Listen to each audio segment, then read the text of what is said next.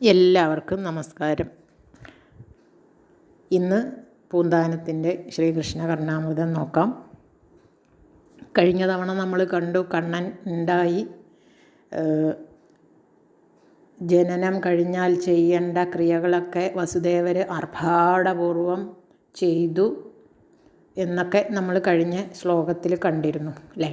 ഇനി എന്തൊക്കെയാണ് അമ്പാടിയിൽ സംഭവിച്ചത് എന്നാണ് അടുത്ത ശ്ലോകത്തിൽ പറയണത്. അപ്പോൾ കംസൻ ആ പെൺകുട്ടിയെ, മായാദേവി പെൺകുട്ടിയായി പിറന്ന ആ കുട്ടിയെ എറിഞ്ഞ് ഉപദ്രവിക്കാൻ വേണ്ടി കാല് പിടിച്ച് പൊക്കി തല്ലാൻ വേണ്ടി ഓങ്ങിയപ്പോൾ അത് കയ്യിൽ നിന്ന് തെറിച്ചു പോയി എന്ന് നമ്മൾ കഴിഞ്ഞ ഒരു തവണ കണ്ടു. അപ്പോൾ അന്ന് മായാദേവി പറഞ്ഞിരുന്നു, നിൻ്റെ അന്തകൻ ഭൂമിയിൽ ജനിച്ചു കഴിഞ്ഞു, പോയി തിരഞ്ഞു കണ്ടുപിടിക്കുക എന്നന്ന് പറഞ്ഞത് നമ്മൾ അറിഞ്ഞല്ലോ. അപ്പോൾ കംസന് ഭയങ്കര പേടിയായി. എവിടെയാണ് ഈ ശിശു പിറന്നിരിക്കണമെന്ന് ഒരു പിടിയും കിട്ടണില്ല. എന്നിട്ട് 4 ദിക്കിലേക്കും ആ സമയത്ത് ഉണ്ടായ കുട്ടികളെ, ആണായാലും പെണ്ണായാലും ഒക്കെ കൊല്ലാൻ വേണ്ടിയിട്ട് ദുഷ്ടന്മാരെ പറഞ്ഞയച്ചു. നാടിൻ്റെ 4 ദിക്കിലേക്കും ദുഷ്ടന്മാരെ പറഞ്ഞയച്ചു. ആ കൂട്ടത്തിൽ ഒരാളായിരുന്നു പൂതന. ഈ ഒരു ഈ അടുത്ത് വരുന്ന ശ്ലോകത്തിൽ പൂതന, ശകടാസുരൻ, അതുപോലെ തൃണാവർത്തൻ, ഈ 3 പേർക്ക് മോക്ഷം കൊടുത്ത കഥ ചുരുക്കി ഈ ഒരൊറ്റ ശ്ലോകത്തിലാണ് പൂന്താനം രചിച്ചിട്ടുള്ളത്, അതിൻ്റെ ചരിതം. അപ്പോൾ ആ പൂതന എന്ന് പറഞ്ഞാൽ പൂതനയാണ് കണ്ണനുണ്ടായി 6ാമത്തെ ദിവസമാണ് പൂതന അമ്പാടിയിൽ ചെല്ലണത്. കംസൻ പറഞ്ഞയച്ചതാണ്. നാട്ടിലുണ്ടായ ആ സമയത്തുണ്ടായ എല്ലാ കുട്ടികളെയും തെരഞ്ഞു പിടിച്ച് കൊല്ലും ഇവൾ. അവസാനമാണ് കണ്ണൻ്റെ അടുത്ത് എത്തി. നല്ല സുന്ദരിയുടെ വേഷത്തിലാണ് വന്ന്, കണ്ടാലങ്ങനെ ആരും മോഹിക്കണ സുന്ദരിയുടെ വേഷത്തിലാണ് പൂതന വന്നത്. എന്നിട്ട് ഒരുപാട് ആൾക്കാരിങ്ങനെ ഉണ്ണിയെ കാണാനും ഒക്കെ ആയിട്ട് ഓരോ ദിക്കിൽ നിന്നും വരുന്നുണ്ട്, സമ്മാനവും ഒക്കെ ആയിട്ട്. അതുപോലെ എവിടുന്നോ ആരാ എന്താണെന്നൊന്നും അറിയില്ല. ചിലർ വന്നാലൊന്നും കുട്ടിയെ കണ്ടിട്ട് പോവും. അങ്ങനെ ഒരുപാട് പേര് വരുന്നുണ്ട്. ആ കൂട്ടത്തിൽ പെട്ടതാവും എന്നാണ് എല്ലാവരും വിചാരിച്ചത്, ഈ ഒരു സ്ത്രീ ഇങ്ങനെ വരുന്നത് കണ്ടപ്പോൾ. അങ്ങനെ ഇവൾ കണ്ണനെ കാണാൻ ചെന്നു. വേഗം അതിനെ കൊഞ്ചിച്ചു, എടുത്ത് മടിയിലിരുത്തി ആരും കാണാതെ മുല കൊടുക്കാൻ തുടങ്ങി, പാല് കൊടുക്കാൻ തുടങ്ങി. അപ്പോൾ എന്താ ഉണ്ടായതെന്ന് വെച്ചാൽ പാല് കുടിക്കുമ്പം വിഷമകത്ത് ചെല്ലാൻ വേണ്ടി മുലയിൽ വിഷം തേച്ചിട്ടാണ് ചെന്നത്. പക്ഷേ കണ്ണൻ എന്ത് ചെയ്തു, അവളുടെ മുലപ്പാലിനൊപ്പം അവളുടെ ജീവനും കൂടി വലിച്ച് ജീവനെടുത്തു. അങ്ങനെ പൂതനയ്ക്ക് മോക്ഷം കൊടുത്തു. പൂതന എന്ന് പറഞ്ഞാൽ കഴിഞ്ഞ ജന്മം ഇവൾ ബലിയുടെ മകളായിരുന്നു, രത്നമാല ആയിരുന്നു. ഭഗവാനെ അങ്ങനെ അവളുടെ മോക്ഷം കൊടുത്തു എന്നാണ് പറയണത്. പിന്നെ വന്നത് ശകടാസുരൻ. ശകടാസുരൻ എന്ന് പറഞ്ഞാൽ 3ാം മാസത്തിൽ ഈ അമ്പാടിയിൽ ഭയങ്കര ഉത്സവമായിരുന്നു. എന്താണെന്ന് വെച്ചാൽ 3 മാസം 3ാമത്തെ പിറന്നാൾ, രോഹിണി നാൾ വരുന്ന ദിവസം 3ാം മാസത്തിൽ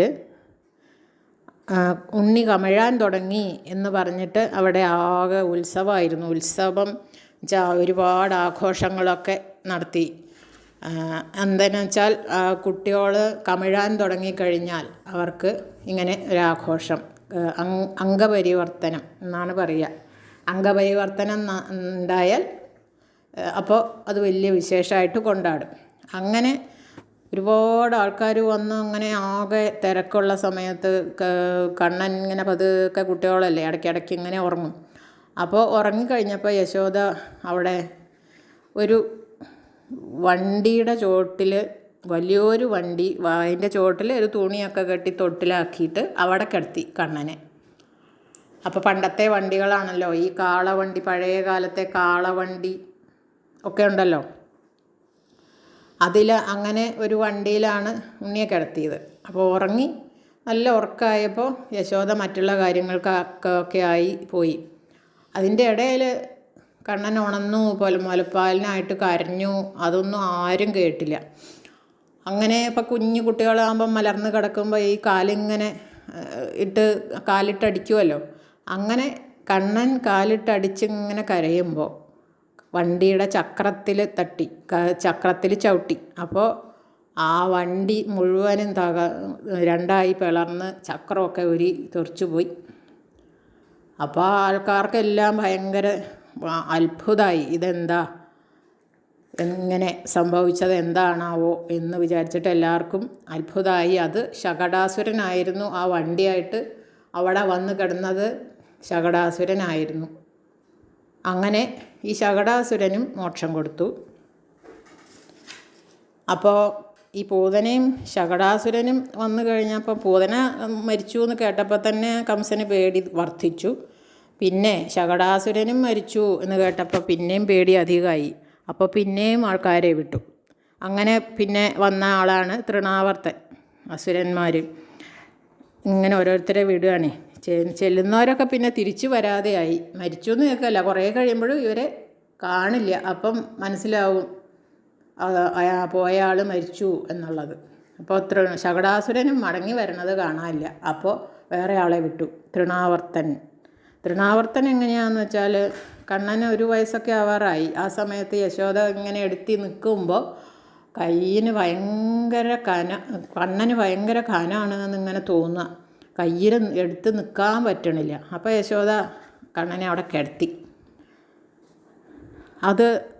അപ്പോൾ ഈ തൃണാവർത്തൻ ഭയങ്കര കൊടുങ്കാറ്റിൻ്റെ രൂപത്തിൽ കൊടുങ്കാറ്റായിട്ട് അടിച്ച അമ്പാടിയിൽ ആകെ പൊടി പടലായി കൊടുങ്കാറ്റ് വന്നിട്ട്, കൊടുങ്കാറ്റല്ല ചുഴലിക്കാറ്റ്.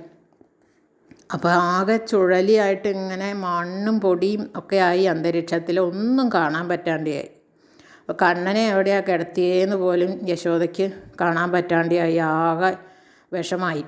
അത് കഴിഞ്ഞ് കണ്ണനെ പൊക്കി കൊണ്ടുപോയി ചക്രവാതം ആണ്. ആ ചക്രവാതത്തിനെ ആ ചുഴലിയുടെ കാറ്റിൻ്റെ ഒപ്പം അങ്ങനെ പൊക്കി കൊണ്ടുപോയി അസുരൻ. അപ്പോൾ കണ്ണൻ അവൻ്റെ കഴുത്തിൽ മുറുക്ക പിടിച്ചു. കഴുത്തിൽ ഇങ്ങനെ ചുറ്റി പിടിച്ച് അവനെ ശ്വാസം മുട്ടിച്ചു. അവസാനം അവൻ ശ്വാസം മുട്ടി മരിച്ച് ഇങ്ങോട്ട് വീണു താഴത്തേക്ക്. അത്രയും മുകളിൽ നിന്ന് താഴത്തേക്ക് ഇങ്ങോട്ട് വീണു. അപ്പോൾ ഒരു മല പോലെ അവിടെ ഇങ്ങനെ മരിച്ചിങ്ങനെ കിടക്കുക. അസുരനല്ലേ, ഭയങ്കര വലുപ്പമല്ലേ. അപ്പോൾ ആ അസുരൻ്റെ മേത്ത് ഒരു നീലരത്നം പോലെ ആണ് കണ്ണൻ കിടന്നിരുന്നത്. കണ്ണൻ ഇങ്ങനെ പാറപ്പുറത്ത് കളിച്ച് കിടക്കണ പോലെ അങ്ങനെ കിടക്കുന്നു. കണ്ണന് ഒരു കുഴപ്പവും പറ്റിയില്ല. അങ്ങനെ തൃണാവർത്തനെയും വധിച്ചു എന്ന് പറഞ്ഞാൽ കണ്ണൻ വധിക്കുന്നവർക്കൊക്കെ മോക്ഷമാണ് കിട്ടണത്. കണ്ണൻ്റെ സ്പർശം കിട്ടിയാൽ മോക്ഷമായി. അപ്പോൾ അങ്ങനെ തൃണാവർത്തനും മരിച്ചു. ഈ 3 പേരുടെ കഥയാണ് ഈ ഒരൊറ്റ ശ്ലോകത്തിൽ പറയണത്. നമുക്ക് ശ്ലോകം കേൾക്കാം.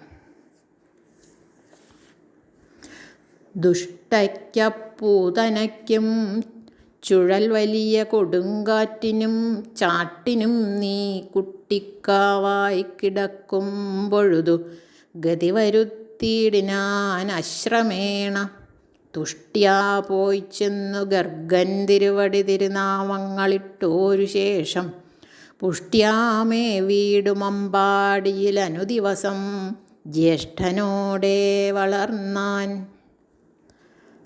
ഈ 3 പേർക്ക് മോക്ഷം കൊടുത്തു എന്ന് പറഞ്ഞു. അത് കഴിഞ്ഞ് നന്ദഗോപർ അമ്പാടിയിൽ കംസന് കപ്പം കൊടുക്കാൻ വേണ്ടി പോയി. അപ്പോൾ വസുദേവരെ കണ്ടു. വസുദേവരും നന്ദഗോപരും നന്ദഗോപരുടെ അമ്മാമൻ്റെ മകനാ ഒക്കെ ആയിട്ട് വരും. വസുദേവരുടെ അമ്മാവൻ്റെ മകനാണ് നന്ദഗോപർ. അപ്പോൾ അവർ തമ്മിൽ ബന്ധുക്കളും കൂടിയാണ്. അപ്പോൾ വസുദേവർ പോയി കണ്ടു, നന്ദഗോപർ വന്നിട്ടുണ്ട് എന്ന് കേട്ടപ്പോൾ. അപ്പോൾ ഉപദേശിച്ചു, വേഗം പൊക്കോളൂ, ഓരോ സുഖമില്ലാത്ത ലക്ഷണങ്ങളൊക്കെ ഇങ്ങനെ കാണുന്നുണ്ട്, അതുകൊണ്ട് നന്ദഗോപർ വേഗം അമ്പാടിയിലേക്ക് വേഗം മടങ്ങിപ്പൊക്കോളൂ എന്ന് പറഞ്ഞു. അങ്ങനെ നന്ദഗോപർ വന്നപ്പോഴാണ് ഇവിടെ പൂതന മരിച്ചു കിടക്കണതും ഒക്കെ കണ്ടത്. അങ്ങനെ വസുദേവർ പിന്നൊരു കാര്യം ചെയ്തു. ഗർഗമുനിയെ അമ്പാടിയിലേക്ക് പറഞ്ഞയച്ചു. ഇവിടെയുള്ള ഉണ്ണികൾക്ക് പേരിടാൻ വേണ്ടിയിട്ട് അങ്ങനെ ഒരു ചടങ്ങായിട്ട് നടക്കും. അപ്പോൾ ആ ചടങ്ങ് നടത്തി കൊടുക്കാൻ വേണ്ടിയിട്ട് ഗർഗമുനിയെ അമ്പാടിയിലേക്ക് വിട്ടു. തുഷ്ട്യാ പോയി ചെന്നു ഗർഗൻ തിരുവടി തിരുനാമങ്ങളിട്ടു എന്നാണ് പറയുന്നത്. അപ്പോൾ ഈ കൃഷ്ണൻ എന്ന പേരും ബലരാമന് രണ്ടു പേർക്കും നാമങ്ങളൊക്കെ ഇട്ടു. ജ്യേഷ്ഠന് ബലരാമനും എന്നും അനിയന് കൃഷ്ണൻ എന്നും. കൃഷ്ണൻ എന്ന് പറഞ്ഞാൽ ആകർഷിക്കുന്നവൻ എന്നൊക്കെയാണ് അർത്ഥം. ഒരുപാട് അർത്ഥങ്ങളുണ്ട് കൃഷ്ണൻ എന്നുള്ള പേരിന്. അങ്ങനെ ഏട്ടനോടുകൂടി അമ്പാടിയിൽ മേവുന്ന അല്ലെങ്കിൽ ബലരാമസഹിതനായി നന്ദവ്രജത്തിൽ വസിക്കുന്ന അല്ലെങ്കിൽ ദിവസം പ്രതി അനുദിവസം പുഷ്ടിയാ വളർന്നാൻ, ദിവസം പ്രതി പുഷ്ടിയോടുകൂടി വേഗം ദിവസം ചെല്ലുന്തോറും നല്ല മിടുക്കന്മാരായിട്ട് വളർന്ന്, അല്ലെങ്കിൽ കണ്ണൻ ജനിച്ചതിന് ശേഷം വ്രജത്തിൽ സമ്പൽ സമൃദ്ധി കൊണ്ട് അതി ഐശ്വര്യമായി എന്നും ഉണ്ടൊരർത്ഥം. എന്നുവെച്ചാൽ കുറച്ച് മുമ്പ് പറഞ്ഞു ലക്ഷ്മീദേവി വ്രജത്തിൽ നിന്ന് പോവാറേ ഇല്ലയെന്ന്. ലക്ഷ്മീദേവി ശരിക്കും പറഞ്ഞാൽ അസ്ഥിരയാണെന്നാണ് പറയുക. പക്ഷേ കണ്ണൻ അമ്പാടിയിൽ ഉള്ളപ്പോൾ ലക്ഷ്മീദേവി ആ അമ്പാടിയിൽ നിന്ന് പിന്നെ പോയിട്ടേയില്ല കണ്ണനുള്ള കാലത്ത്. അപ്പോൾ അങ്ങനെ ഒരു അർത്ഥമുണ്ട്. വ്രജത്തിന് സമ്പൽ സമൃദ്ധി ഏകിക്കൊണ്ട് വളർന്നു എന്നാണ് ഈ ഒരു ശ്ലോകത്തിൽ പറയണത്. അടുത്ത ശ്ലോകം ആയിട്ട് അടുത്ത ദിവസം വരുന്നവരെ എല്ലാവർക്കും നന്ദി, നമസ്കാരം.